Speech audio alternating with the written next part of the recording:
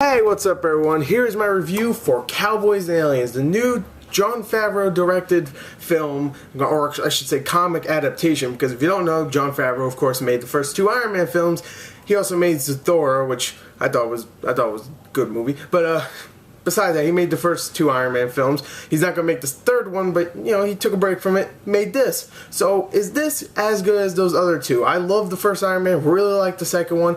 Is this just as good as either one of those movies? Hell, is it even as good as the Thor, which I'm pretty sure he directed, right? Yeah.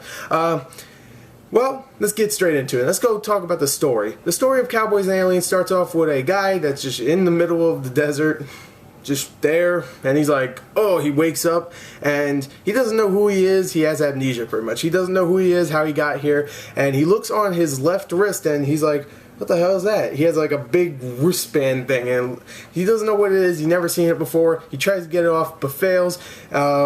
Later on in the film, he goes on a journey to this town. Don't know what it's called. I guess they didn't give it a name, but he meets a whole bunch of other characters.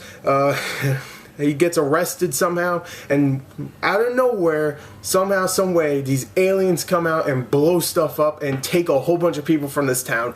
Now it is his journey to go and find out who he is. That was my air freshener going off. You probably didn't hear that, but whatever. It is his journey to go find out who he is, save all those people, and get rid of these things. They don't know what they are, really. They're aliens, but they don't know that. Anyway, that's the story. I really like the characters in this film. You have other characters like Harrison Ford's character, who's the rough, gruff, kind of like military kind of guy.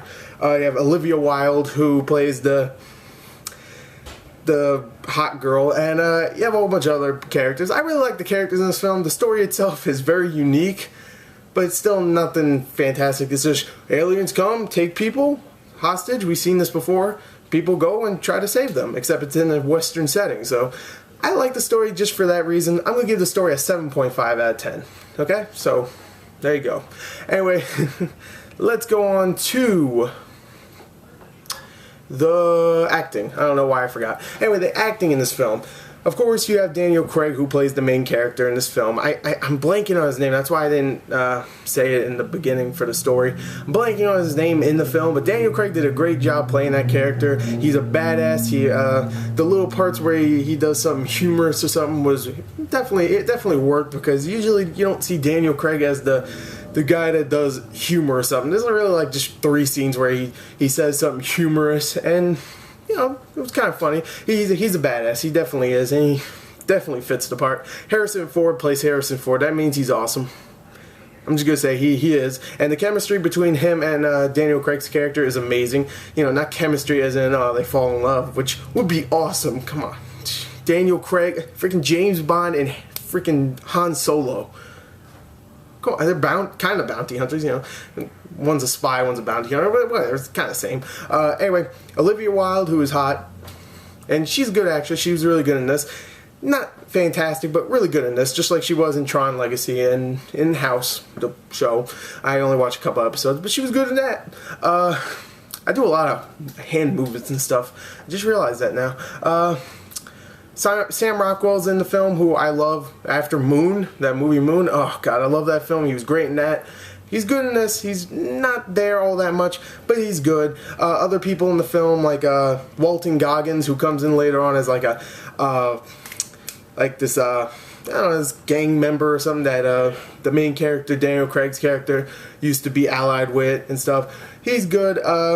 Clancy Brown plays a posture or not a priest. Let's say like kind of like a priestess kind of priest. Not priestess, like a priest kind of guy for the town. He's really good. Overall, I really like the acting. If I had to say one thing that's bad about it, there's this one child actor that I really do not like, and mainly because he played Aang or Aang, whatever they have, however you say his name from The Last Airbender last year. Noah Ringer, that's his name. He's pretty bad in this film. He was bad in that movie, but he's pretty bad here too. But, you know, he's a child actor, so maybe he'll improve later on, you know. Not every child actor has to be great. So, acting, I'm going to give it an 8 out of 10. Let's talk about that, special effects and the action. Now, special effects and the action. Let's talk about the special effects first. Special effects in this film are definitely not the greatest this year, but I will say for like $150, $60 million budget, they're pretty damn good, I would say. Sometimes it didn't really show like that $150–60 million budget. That means it's almost as much as something like Transformers, which I definitely do not see. But there is a lot of scenes where it does look really good. Some of the alien designs are really, really cool and kind of inventive. Some of the just little action scenes that don't really have special effects look really good anyway. So I like the special effects. I thought they were really good.